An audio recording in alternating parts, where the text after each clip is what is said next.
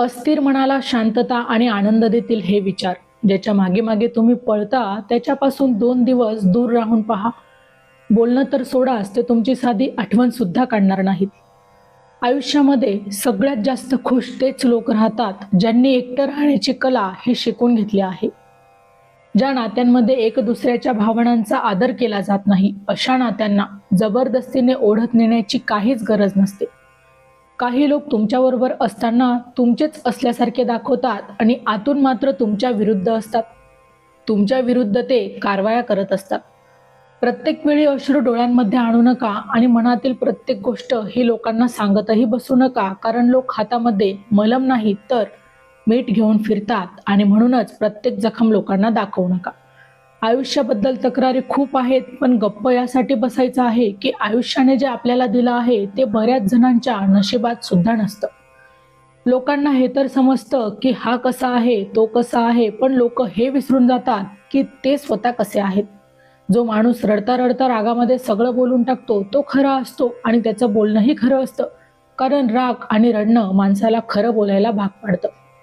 इतके समजदारपणा की कोणाच्याही चुकीला लगेच माफ करा, पण इतके मूर्ख बनू नका की एकदा धोका देणाऱ्यावर परत विश्वास ठेवाल.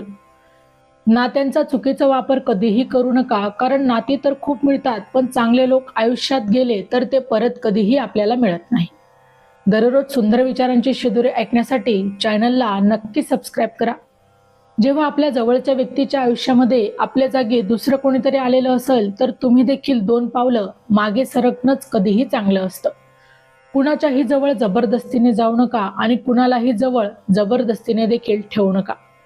ज्या माणसावर आपण सर्वात जास्त प्रेम करतो तोच माणूस आपल्याला धोका देतो, कारण त्याला माहिती असतं आपली कमजोरी काय आहे ते.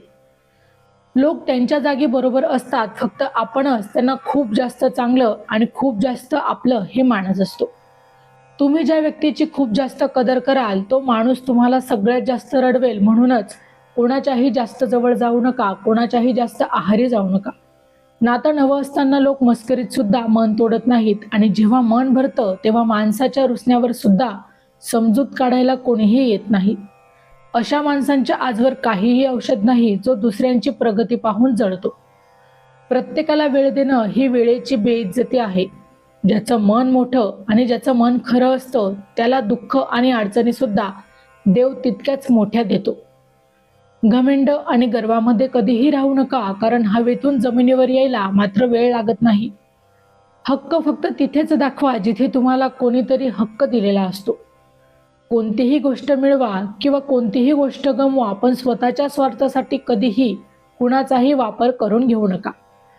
आजच्या जमान्यामध्ये खरी गोष्ट हीच आहे की तुम्ही पैसे कमवा, लोक स्वतः येऊन तुमच्याबरोबर नाती बनवतील आणि जर तुमच्याजवळ पैसे नसतील तर मग सगळे तुम्हाला सोडून जातील.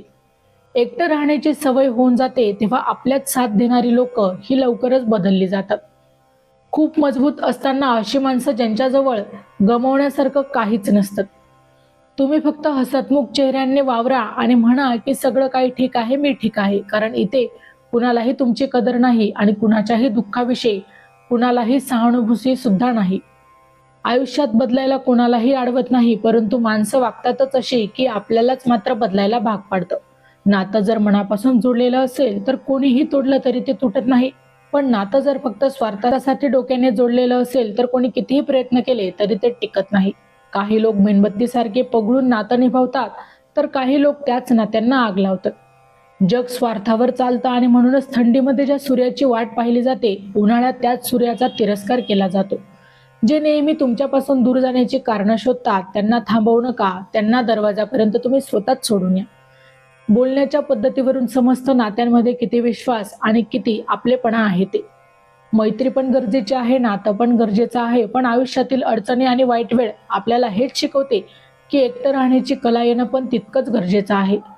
जर समोरचा माणूस समजून घेत नसेल तर त्याला समजावण्याची काय गरज, आणि कोणी मान्य करत नसेल तर त्याला एखादी गोष्ट सांगण्याची देखील आपल्याला काय गरज आहे. जेव्हा खूप काही असतं सांगण्यासाठी तेव्हा माणूस शांत होऊन जातो. तुमची किंमत आणि तुमचे महत्त्व तेव्हाच असतं जेव्हा तुम्ही लोकांना तुमची गरज असते.